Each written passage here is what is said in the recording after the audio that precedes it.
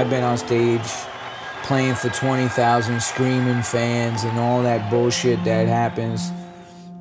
Fame, adoration, distinction, money, whatever the fuck. And honestly, the most peaceful time of my life where I just felt the most satisfied was when I was living as a monk.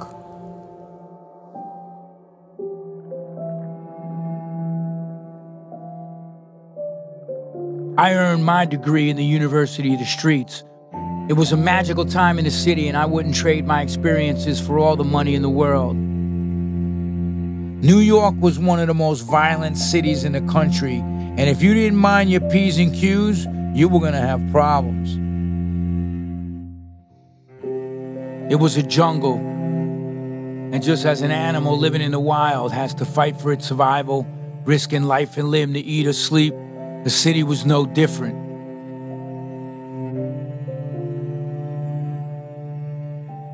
That's how it was back then, and that's what I miss about the old school New York City. It was a town of outlaws, and growing up back then taught me some valuable lessons.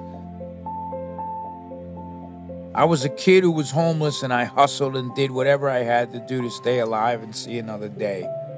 I was a drinker and a drugger who used violence to numb the pain I had inside. I knew I had to get off this train headed for disaster, but I didn't know how. Adversity builds character, and sometimes only when we suffer do we look for truth.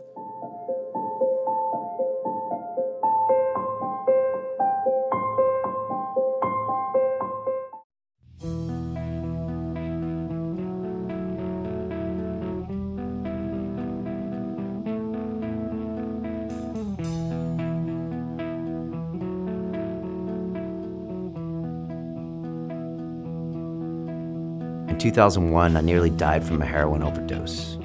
That's why I'm dedicating my very first Ironman race to help those similarly addicted by raising money for Addaction, one of the UK's leading mental health, drug, and alcohol charities. Thank you.